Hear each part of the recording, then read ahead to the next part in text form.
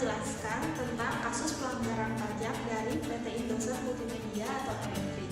Sebelumnya, izinkan kami memperkenalkan diri terlebih dahulu. Saya Anggitiara Zahratul Jana dengan NPM 081. Saya Ismail Kristiani dengan NPM 104. Saya Ismailia Saratri dengan NPM 066. Saya Friska Nandita dengan NPM 116.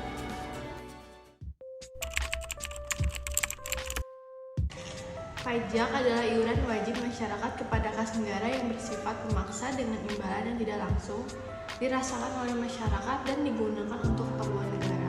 Menurut Ikatan Akuntan Indonesia, Kompartemen Akuntansi Pajak IAIKAP 2016, pertama ada fungsi penerimaan. Pajak berfungsi sebagai sumber dana yang diperuntukkan bagi pembiayaan pengeluaran pemerintah. Yang kedua ada fungsi mengatur. Pajak berfungsi sebagai alat untuk mengatur atau melaksanakan kebijakan di bidang sosial dan ekonomi. Yang ketiga ada fungsi redistribusi. Dalam fungsi redistribusi ini lebih ditekankan unsur pemerataan dan keadilan dalam masyarakat. Yang keempat ada fungsi demokrasi pajak. Fungsi ini dikaitkan dengan pelayanan pemerintah kepada masyarakat membayar pajak. Pemeriksaan pajak yaitu serangkaian kegiatan menghimpun dan mengolah data, keterangan, dan atau bukti yang dilaksanakan secara objektif dan profesional berdasarkan suatu standar pemeriksaan dan undang-undang perpajakan.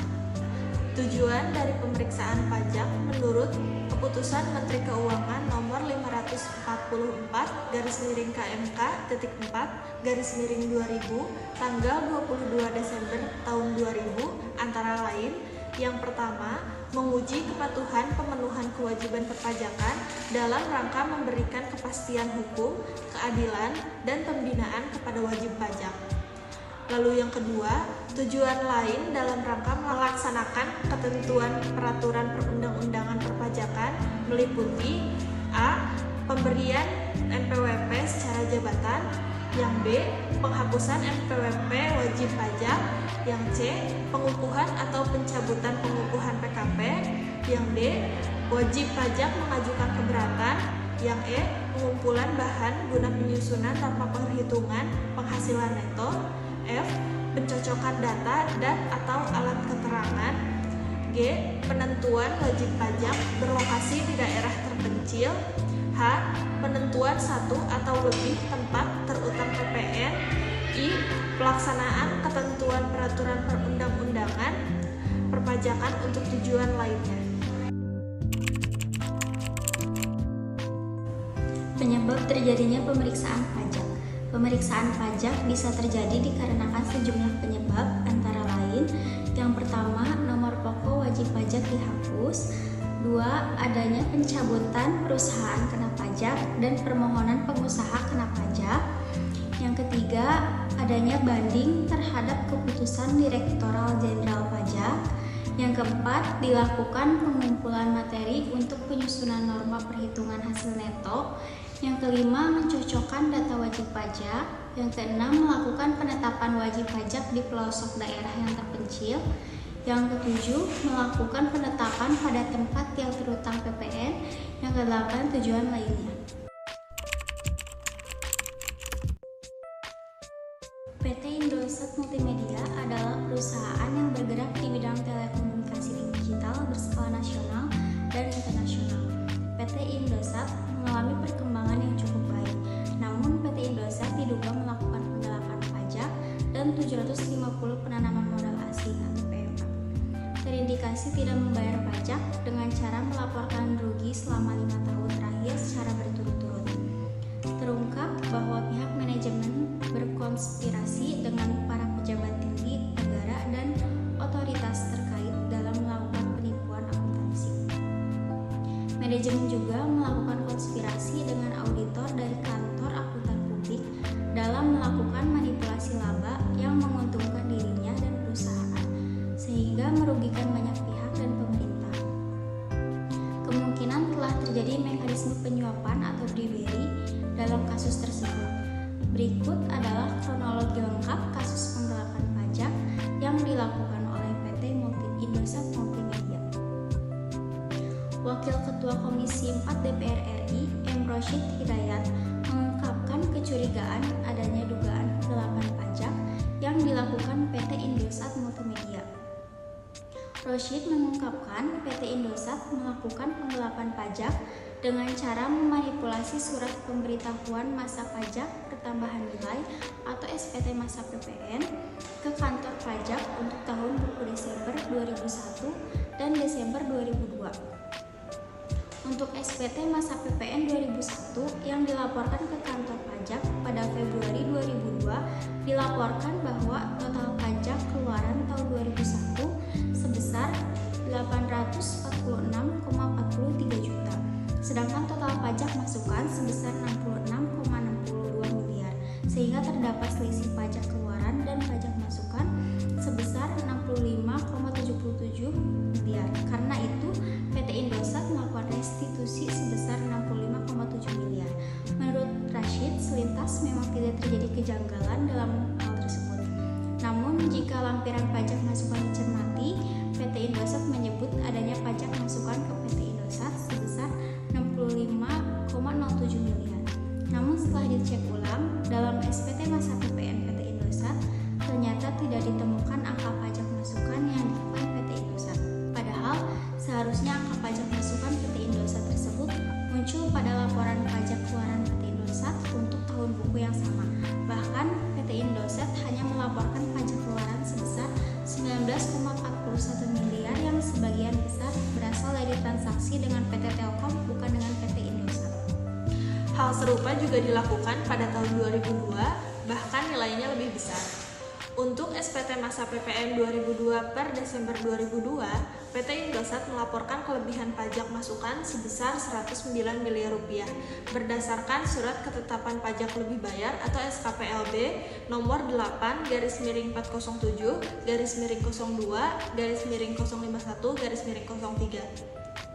Tenaga pengkaji bidang pembinaan dan penertiban sumber daya manusia Direktorat Jenderal Pajak menyatakan bahwa Ditjen Pajak akan mengusut laporan adanya penggelapan pajak yang dilakukan oleh PT Indosat Multimedia. Hal ini dilakukan sebagai bentuk tindak lanjut atas laporan dari Wakil Ketua Komisi 4 Dewan Perwakilan Rakyat. Karena informasi apapun yang berkaitan tentang penyimpangan pajak, baik yang dilakukan oleh wajib pajak maupun aparat pajak itu sendiri, akan ditindaklanjuti secara serius oleh Ditjen Pajak. Direktur Utama PT Indosat membantah adanya tuduhan tersebut. Namun bantahan itu tidak menyebabkan permasalahan menjadi selesai. Pengusutan tetap diperlukan untuk mencari tahu duduk permasalahan yang sebenarnya dengan memeriksa wajib pajak yang bersangkutan dan memeriksa apakah laporan atau pengaduan yang diterima tersebut benar. Hal ini sesuai dengan amanah Undang-Undang Nomor 16 Tahun 2000 tentang Ketentuan Umum dan Tata Cara Perpajakan yang menyatakan bahwa Ditjen Pajak berwenang untuk melaksanakan pemeriksaan untuk menguji kepatuhan pemenuhan kewajiban wajib pajak. Proses pengusutan tersebut dilimpahkan ke Kantor Wilayah 7 Direktorat Jenderal Pajak. Selanjutnya ada penyebab terjadinya pelanggaran penggelapan pajak menurut teori fraud triangle. Yang pertama ada tekanan atau pressure. Dalam kasus ini, tekanan tersebut terjadi karena adanya tekanan finansial atau financial pressure, di mana pada saat itu PT Indosat masih ada di tahap perkembangan yang membuatnya harus memerlukan banyak sumber daya finansial untuk menunjang perusahaan itu sendiri. Selain itu, tekanan dari luar seperti persaingan bisnis juga bisa menjadi penyebab PT Indosat melakukan pelanggaran pajak. Pihak manajemen juga memungkinkan mengalami tekanan finansial ini karena gaya hidupnya yang membuatnya harus melakukan penipuan melalui perusahaan tempatnya bekerja, yaitu PT Indosat. Yang kedua, itu ada peluang atau perceived opportunity, di mana ini tuh peluangnya ada karena pengawasan yang lemah terhadap prosedur pembayaran pajak merupakan peluang yang dimanfaatkan oleh PT Indosat dan para penanam modal asing atau PMA untuk memanipulasi laporan keuangan. Di sisi lain, auditor juga seharusnya independen dalam melakukan tugasnya mengaudit suatu entitas. Tidak ada satupun pihak yang bisa menginterupsi tugas dari auditor ini, termasuk pihak yang diaudit itu sendiri. Selain itu, profesionalisme juga seharusnya dimiliki oleh setiap auditor, namun dalam kasus ini auditor terbukti tidak independen dalam melakukan tugasnya dan tidak profesional karena bekerja sama dengan PT Indosat dan para PMA untuk melakukan manipulasi. Hal ini mempermudah PT Indosat dan PMA dalam menjalankan aksinya. Pihak lain yang tidak profesional yaitu pejabat tinggi negara dan otoritas terkait. Yang ketiga, ada rasionalisasi atau rationalization, yaitu pihak manajemen beranggapan bahwa manipulasi yang dilakukannya merupakan upaya untuk memajukan perusahaan PT Indosat. Penggelapan pajak yang dilakukan oleh PT Indosat mengakibatkan kerugian negara dengan total 174,7 miliar, masing-masing ada 65,77 miliar di tahun 2001 dan 109 miliar rupiah di tahun 2002. Kasus ini juga tentu mencoreng nama baik PT Indosat itu sendiri. Selain itu, pihak manajemen, pejabat tinggi negara, otoritas terkait, dan auditor yang terlibat juga nama baiknya ikut tercoreng. Terutama editor yang alih-alih mengungkapkan kecurangan malah terlibat dalam penggelapan pajak. PT Indosat dikenai sanksi pidana sesuai pasal 372 KUHP tentang tindak pidana penggelapan. PT Indosat dapat dijatuhi hukuman sebagai berikut. Ada sanksi administrasi berupa denda paling banyak 4 kali jumlah pajak berutang. Sanksi administrasi berupa bunga dengan jumlah yang diatur di dalam undang-undang. Sanksi pidana berupa hukuman penjara paling lama 4 atau 5 tahun. Hukuman penjara ini merupakan upaya terakhir dalam pemberian hukuman. Ya, jadi kesimpulan dari materi dan kasus yang tadi itu adalah pemeriksaan pajak, yaitu serangkaian kegiatan menghimpun dan mengolah data, keterangan dan atau bukti yang dilaksanakan secara objektif dan profesional berdasarkan suatu standar pemeriksaan dan undang-undang perpajakan. Adapun tujuan dari pemeriksaan pajak untuk menguji kepatuhan, pemenuhan kewajiban perpajakan dalam rangka memberikan kepastian hukum, keadilan, dan pembinaan kepada wajib pajak, serta tujuan lainnya dalam rangka melaksanakan ketentuan peraturan perundang-undangan perpajakan. Lalu untuk kasusnya, yaitu PT Indosat Multimedia merupakan suatu perusahaan telekomunikasi digital terkemuka diduga melakukan kecurangan dalam pembayaran pajaknya. PT Indosat diduga melakukan penggelapan dengan cara memanipulasi surat pemberitahuan masa pajak pertambahan nilai atau SPT masa PPN ke kantor pajak untuk tahun buku Desember 2001 dan Desember 2002.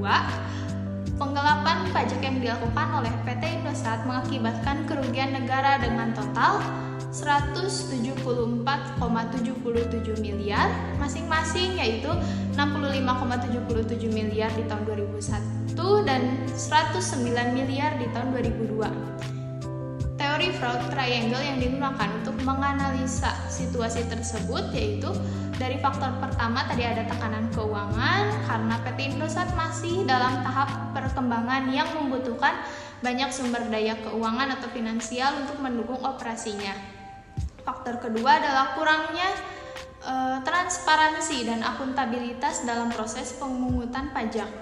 Faktor ketiga adalah rasionalisasi, di mana manajemen ini beranggapan bahwa kecurangan atau penggelapan yang dilakukan adalah sebuah upaya untuk memajukan perusahaan itu sendiri. Sedangkan sarannya adalah yang pertama, pihak perusahaan harus meningkatkan pengawasan di internal perusahaan guna meningkatkan transparansi di lingkungan perusahaan. Yang kedua, perlu adanya kesadaran dari semua pihak terkait yang seharusnya mampu mengendalikan diri mereka masing-masing untuk tidak memperoleh keuntungan secara ilegal. Yang ketiga, perlu adanya edukasi lebih mengenai kode etik profesi yang diselenggarakan secara rutin oleh organisasi terkait. Yang keempat, pemerintah lebih memperketat peraturan dan pengawasan kepada perusahaan-perusahaan besar dan tidak terkesan tebang pilih dalam menangani kasus penggelapan pajak.